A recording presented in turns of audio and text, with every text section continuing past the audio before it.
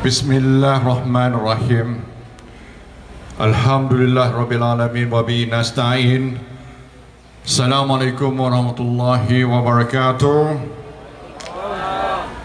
Kita meletakkan harapan yang setinggi-tingginya calon Barisan Nasional Saudara Andi Suryadi Bandi, Ketua UMNO Bahagian dan calon Tanjung Batu N71.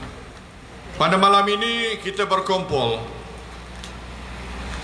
untuk melancarkan jentera pilihan raya peringkat Parlimen Kalabakar di samping pelancaran Common Centre.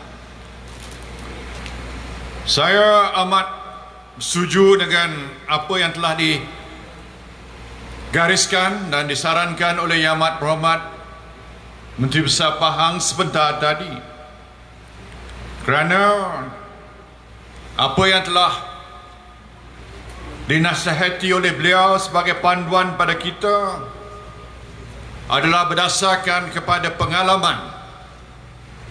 pengalaman kita mempertahankan Pahang waktu tsunami politik PRU14. Pahang masih tegak dan tidak tumbang. Kita juga gunakan pengalaman di Parlimen Cameron Highland.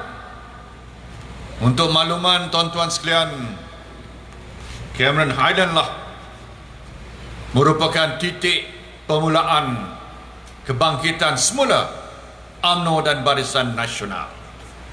Jadi sudah tentu apa yang telah diberi panduan oleh Yang Amat Berhormat Datuk Seri Wan Rusdi tadi tentulah nasihat dan panduan yang telah membawa kepada keberhasilan, kemenangan bermula dari Cameron Highland dan juga dalam 7 pilihan raya kecil sampailah ke Slim, Kimanis, Tanjung Piai, Cini, di mana setiap pilihan raya kita telah menambah majoriti kita. Kita dapat melihat bahawa dengan kemenangan ini bukanlah kita nak menyatakan bahawa sudah pasti setiap kali ada pilihan raya kita akan mencapai kejayaan. Tetapi apa yang kita lihat bahawa kalaulah PRU14 itu merupakan satu sejarah hitam pada kita, kepada Barisan Nasional, rakyat yang telah termakan dengan hasutan, telah terpedaya dengan janji-janji manis dalam 7 pilihan raya kecil di Semenanjung termasuk di Kimanis. Kita melihat satu trend di mana trend itu adalah mereka yang dulunya menyokong PH banyak sudah kembali semula menyokong Barisan Nasional. Satu lagi yang kita lihat, trend dalam 7 pilihan raya kecil, kalaulah orang-orang muda menyebabkan kekalahan kita dahulu, orang-orang muda hari ini merata-rata sudah menyesal menyokong PH dan mungkin warisan hari ini sudah kembali menyokong Barisan Nasional. Saya boleh beritahu tuan-tuan, ada di peti-peti undi misalnya di Ceni, di mana kita telah menang dengan majoriti yang berlipat ganda, dan di Slim orang muda balik kerana mereka semula. Mereka rasa berdosa sebab mereka balik dulu nak menentang BN sokong PH. Tapi kali ini mereka balik. Mak bapak kata, anak nasihat mak bapak. Kali ini mak bapak nak nasihat anak, undilah Barisan Nasional. Ini cerita ini bukanlah cerita dongeng, tuan-tuan. Bukanlah omong-omong kosong. Tapi sudah kita dapat kesan. Sebab ada juga saluran orang muda, saluran 6 di Ceni, saya tengok sendiri, di mana tahap sokongan kita mencecah 94%, tuan-tuan. 94% menyokong Barisan Nasional. Orang muda balik dari Lembah Kelang, Kuala Lumpur, balik dari Perlis, balik dari Johor, Sabah saya tak pastilah, mungkin jauh sikit, tapi balik dari jauh, sehingga kan kita telah mengalahkan calon bebas yang ditaja oleh Perdana Menteri yang keempat dan ketujuh. Tahu siapa kan? Yang ditaja dengan simbol pokok, yang saya kata pokok petai. Kalah, hilang depositnya, hilang wang pertaruhan di Ceni, dan di Slim hampir-hampir hilang deposit juga. Inilah keadaan di Semenanjung, tuan-tuan. Mereka sedar bahawa kemenangan dulu itu atas pembohongan dan penipuan. Kalau dari segi agama, kerajaan yang menang kerana pembohongan dan penipuan tidak mendapat barakah dari Allah Subhanahu wa taala. Perubahan berlaku dalam masa yang begitu singkat. Siapa yang dapat bayangkan 22 bulan saja, tuan-tuan. Kerajaan yang paling pendek dalam sejarah Malaysia.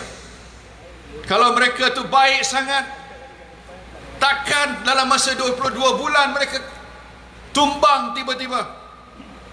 Mestilah sebab mereka telah melakukan penipuan dan berdosa pada rakyat Malaysia. Sebab itulah Tuhan tak izinkan mereka berkuasa lebih lama daripada 22 bulan. Dan Allah nak melihat juga, nak mengingatkan pada kita juga bahawa kalau kita berpecah, kita akan kehilangan kuasa. Itu peringatan Allah kepada kita dalam Al-Quran, bahawa kalau kita berpecah, kita akan menjadi lemah dan hilang segala-galanya. Dan itulah menjadi realiti, tuan-tuan. Bila kita berpecah, kita kehilangan kuasa. Sebab itu kita wujudkan muafakat nasional di Semenanjung, dan kita telah menang dengan berlipat ganda. Begitu jugalah dalam konteks di negeri Sabah ini. Kalau kita bersatu, kita tidak berpecah belah, insya-Allah UMNO dan BN boleh kembali semula berkuasa di bumi yang bertuah ini. Dan inilah yang kita nak, bahawa segala-galanya nak melakukan perubahan, nak menolong rakyat, nak membantu mereka yang miskin, nak bawa pembangunan ekonomi, nakkan pendidikan yang terbaik untuk anak-anak kita, nak menjagakan keselamatan. Jangan ada orang Filipina nak tuntut Sabah. Jangan ada. Ini semua mereka sedang memerhati Mereka menengok sama ada kita ini bersatu, sama ada kita ini ada kekuatan ataupun tidak. Kalau mereka melihat kita ini lemah, berpecah kepada kumpulan-kumpulan yang kecil, mereka mengintai kalau ada peluang. Tak mustahil Lahad Datu kedua boleh berlaku, tuan-tuan. Tidak mustahil satu kejadian yang menyayat hati kita ulang kembali. Waktu itu saya menjadi menteri, Perdana Menteri, dan saya sendiri telah mengarahkan tindakan yang secepat-cepatnya, dan alhamdulillah kita telah dapat mematahkan niat buruk mereka. Sabah akan kekal dalam Malaysia sampai bila-bila, tuan-tuan. Jangan fikir bahawa orang tak ada niat yang tidak baik kepada kita. Mereka tahu Sabah ini bukan saja negeri yang disebut di bawah bayu, tapi negeri yang sebenarnya kaya dengan potensinya. Sebab itulah saya waktu jadi Perdana Menteri, saya selalu melawat Sabah dan juga Sarawak. Dalam 9 tahun lebih kerap daripada Perdana Menteri yang keempat yang telah menjadi Perdana Menteri selama 22 tahun. Mungkin kalau saya tanya pada tuan-tuan, sebab saya sebut ini sebab pengurusi warisan dia penyokong kuat pada Atok. Dia penyokong kuat. Tadi pun dia telefon Atok. Dia mengadu pula. Dia kata Najib dah datang ke Tawau. Macam budak sekolah mengadu, cikgu. Ada budak jahat ni, saya nak mengadu. Ini dia. Saya pula disebutkan dalam banyak-banyak pemimpin, saya pula. Takut pada bosku ke?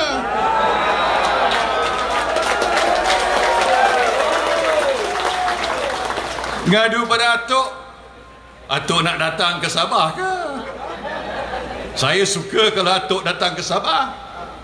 Sebab mana-mana tempat dia datang, Barisan Nasional menang lebih besar.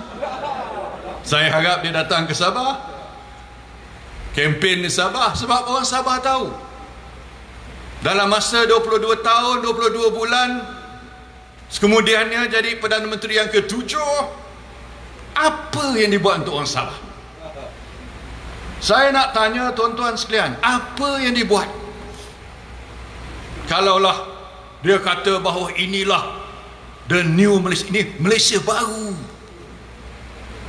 Baru apa? Apa pembaharuan yang dibuat? Apa? Tak ada siapa boleh jawab. Kalau saya tanya pada tuan-tuan di sini, apa yang peninggalan dia, legasinya pada orang Sabah, apa dia? Tak ada orang jawab. Senyap, sepi. Ada yang buat tangan macam ini. Orang India kata apa? Ilek. Saya pandang ke kanan tu, ada orang pandai cakap bahasa Tamil. Saya cakap, tangan dia macam ni. Maknanya tak ada apa. Jadi kalau dah 22 tahun tak ada apa, tambah 22 bulan tak ada apa, kita nak bagi 5 tahun lagi ke? Kita nak bagi warisan 5 tahun lagi yang merupakan anak buah dia? Mana akal kita berfikir? Kita mesti berfikir untuk apa? Kita mesti berpijak atas bumi yang nyata, realiti. Realitinya cuba Barisan Nasional saja boleh membawa perubahan kepada bumi Sabah ini.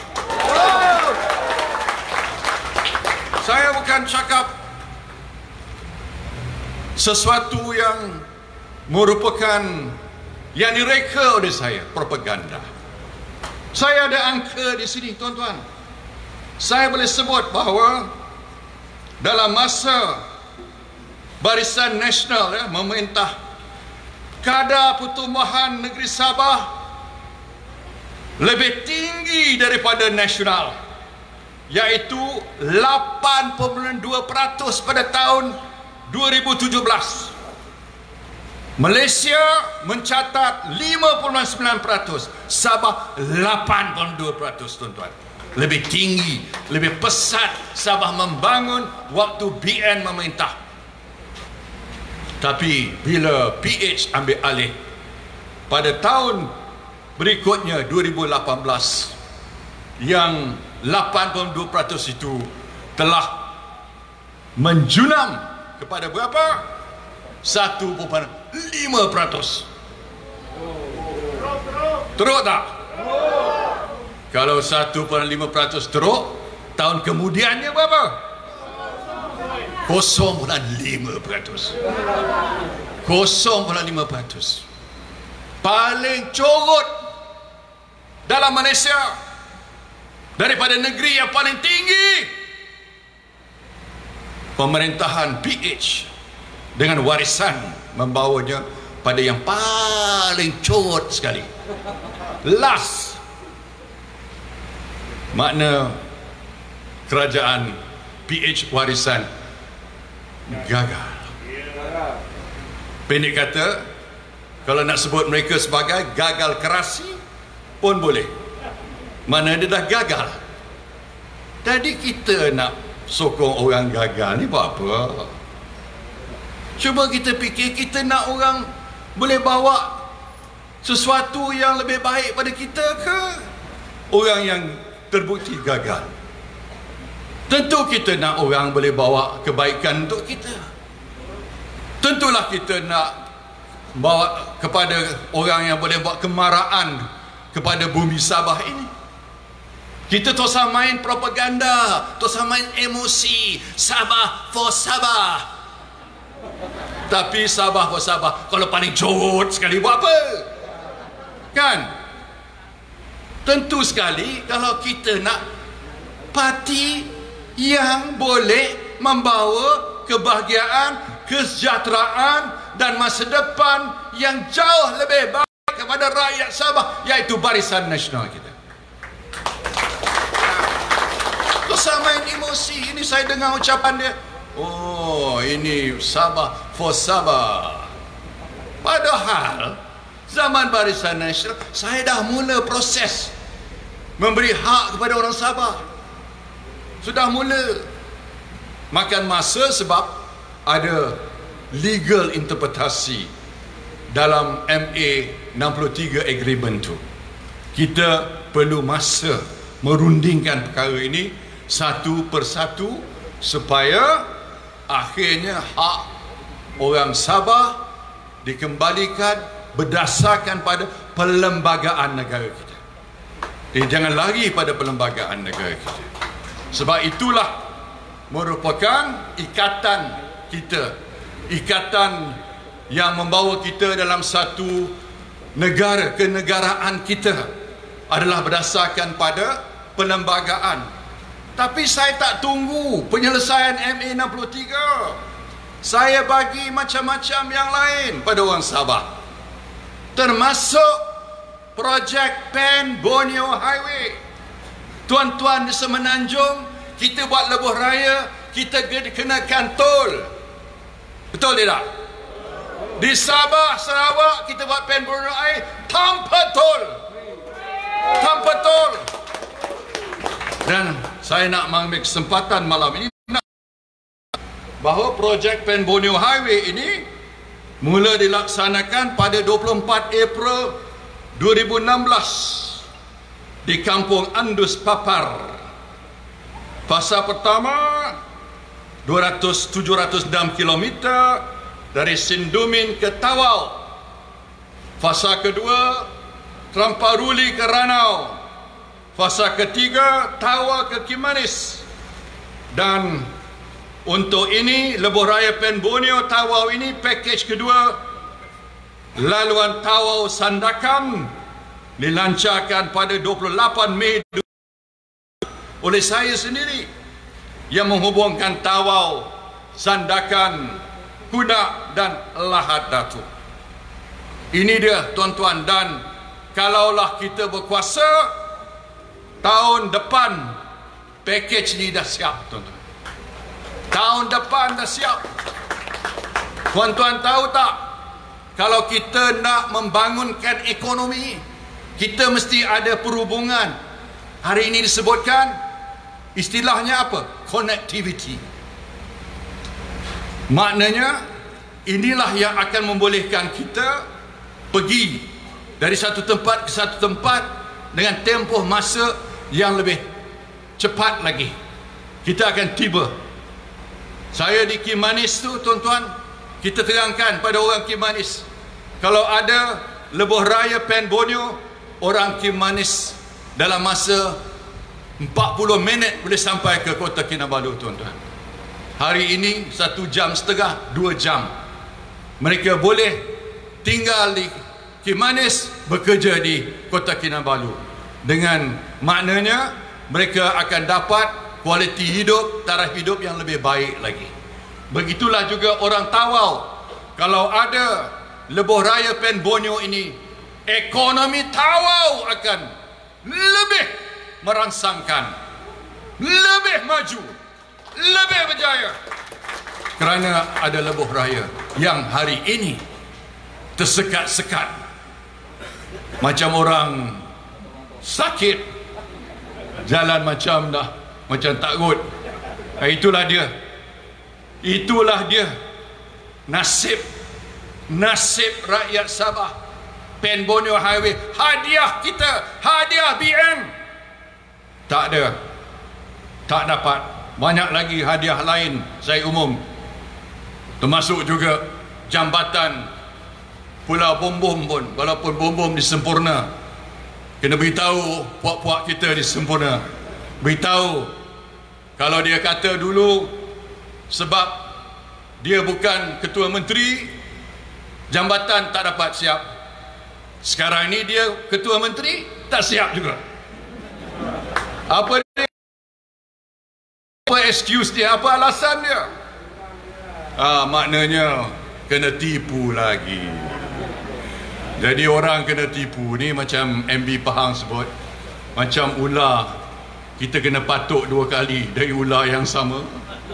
Maknanya oleh ular yang sama ini kira kita kena, orang Sabah sebut apa? Paloi. Dia bila paloi ni, dia macam menteri-menteri PH. Warisan pun termasuklah. Banyaknya paloi. Macam mana tak paloi? Kononnya kena minum sesudu sawit sehari. Paloi. Ada cadangan nak buat kapal terbang, kereta api terbang, apa? Kereta terbang, paloi. Ada nak ganti sawit dengan buluh, paloi. Ada yang tak bertindak cepat kerana Covid. Oh, kami nak pelancong dari mana? Ada menteri pelancongan dulu dalam kerajaan PH. Orang tak berapa jauh daripada kita sini. Paloi juga. Jadi banyak yang paloi-paloi ni yang menyebabkan gagal. PH gagal, tuan-tuan. PH gagal. Saya tak nafikan BN ada kecacatan kita, ada juga kelemahan kita. Tetapi tuan-tuan, tak ada siapa dapat nafikan dalam soal pembelaan rakyat, kesejahteraan rakyat, kita jauh lebih baik daripada PH dan warisan. Kalau nak kata bantuan rakyat, ini Atuk selalu kritik saya. Dia kata saya ini selalu sebut cash is king. Sebenarnya tuan-tuan, kalau nak tolong rakyat yang termiskin, yang B40, apa cara yang terbaik? Cara terbaiknya yang beri keuntungan bukan saja pada orang miskin, tapi ada ekonomi rakyat, ekonomi negara, adalah untuk kita pindahkan cukai GST pendapatan kita daripada mereka yang membeli belah barangan, kebanyakannya orang yang lebih kaya. Hasil tu pindah kepada orang berpendapatan rendah yang miskin. Betul tidak? Jadi ekonomi kita ni tak adalah jurang yang terlalu lebar antara yang kaya dan yang miskin. Kalau kita tak buat perkara ini, maknanya orang kaya akan lebih kaya, lebih cepat jadi kaya, orang miskin mendatar. Orang miskin akan berada di tahap di tokok yang lama, tak ada perubahan. Saya tak rela melihat orang miskin tanpa pembelaan. Sebab itulah saya buat BRIM, bantu rakyat satu Malaysia. Kita bagi pada semua. Kalau nak tolong rakyat, tuan-tuan, takkanlah kita nak bagi barang. Sebab setiap orang tu keperluannya lain. Ada orang nak tilam baru, kan? Takkanlah saya nak usung tilam nak bagi pada tiap-tiap penghuni rumah, kan? Tapi bukan semua nak tilam. Ada yang nak dapur, ada nak kasut untuk anak dia, ada nak beli baju untuk isteri dia. Keperluan masing-masing berbeza. Jadi kita bagi duit masuk dalam bank account dia. Dia ada permintaan tempatan. There is demand in the local economy, mana ekonomi tempatan maju. Ada permintaan, dia pergi kedai beli belah, kedai pun maju, barangan pun tambah, cukai pun naik, semua orang untung. Ini teori, bukan teori omong dari Pak Pandir. Ini teori yang benar-benar berjaya merangsangkan ekonomi rakyat, tuan-tuan. Betul tidak? Betul. Ya, betul. Jangan pula herdik orang, orang malas. Orang malas. Lagipun kata ikat perut. Disuruh kita ikat perut. Lepas itu jangan iri hati orang lain kaya. Yalah, kalau kita tak tolong orang berpendapatan rendah, siapa lagi nak tolong? Kalau kerajaan tak tolong, siapa nak tolong kita? Itulah tuan-tuan, saya nak terangkan, cash in scheme bukanlah kita nak beli undi, kita bagi pada semua rakyat. Asalkan mereka miskin, terserah pada mereka nak undi siapa. Terserah pada mereka. Kita bukan beli undi, kita bagi pada semua, tak pilih ideologi politik, tuan-tuan. Ini dia kerajaan Barisan Nasional. Kita mesti berlaku adil, dan kita mesti ada ihsan bila kita mentadbir sebuah negara, tuan-tuan. Dan inilah dia falsafah menjadi pegangan kita. Dan saya ingin melihat ini kembali dalam negara kita. Saya inginkan rakyat kita maju. Saya inginkan orang Sabah dan Semenanjung merasakan kita dalam satu keluarga yang besar. Dan kalau ada masalah di Sabah, kita pertahankan rakyat Sabah. Ya, kalau Sabah nak lain Sabah ini, kalau ada musuh dari luar, dia boleh senangnya dia nak ganyang kita, tuan-tuan. Senang je nak mamah kita. Tapi kalau kita ada kekuatan, kalau seluruh rakyat Malaysia dari Perlis ke Sabah, ikatan yang kokoh padu, tak boleh dirongkai, kita akan jadi negara yang kuat lagi berjaya. Tak ada siapa boleh menidak kita, dan tak ada siapa pun boleh tekan kita. Inilah kekuatan yang ada pada kita. Sebab itulah tuan-tuan, pilihan raya ini penting. Penting bukan saja nak menang. Ya, tentu kita nak menang. Kita ada dua calon hebat kita di sini. Kita memang nak mereka menang, tentu. Tapi lebih pada itu, kita nak Sabah terselamat. Kita nak Sabah lebih maju. Kita nak Sabah mendapat masa depan yang lebih cemerlang. Dan kita nak Sabah sebahagian daripada Malaysia, tapi hak Sabah akan tetap kita pertahankan. Inilah dia kita. Jadi sebab itulah tuan-tuan, banyak perkara dipertaruhkan dalam pilihan raya ini. Bukan pilihan raya yang biasa saya anggap ini. Ini bukan bisa-bisa. Ini luar biasa. Jadi sebab itulah biarlah kita menang besar. Kita jadikan ini sebagai pembuka tirai pada PRU 15, di mana kita idamkan, kita rindu apa? Ya, kita rindu BN kembali di Putrajaya. Ya, kita rindu. Dan zaman BN insya-Allah boleh kembali semula, bermula di PRN Sabah ini. Biarlah Sabah menjadi pelengkap pembuka tirai kepada kita kembali semula kekuatan BN. Sebab BN UMNO adalah parti keramat. Jasa kita terlalu besar, budi kita tidak ternilai, dan kitalah menjadi penyelamat. Nak save Sabah, BN saja boleh selamatkan Sabah. Betul. Jadi tuan-tuan, tak usah fikir banyak sangat. Tuan-tuan semua dah tahu, penyokong semua ada buat kerja. Tolak ke tepi semua. Kalau ada sikit problem, masalah, perasaan, luka hati, tolak ke tepi. Sebab perjuangan kita jauh lebih besar. Banyak lagi. Lebih besar lagi. Janganlah kita berjiwa kecil. Kita mesti berjiwa besar. Kita nak letakkan BN di persada kuasa, yang mana BN dan UMNO boleh membela Sabah, boleh membela seluruh rakyat Malaysia. Kitalah parti pilihan utama rakyat Malaysia. Inilah perjuangan kita, bukan calang-calang.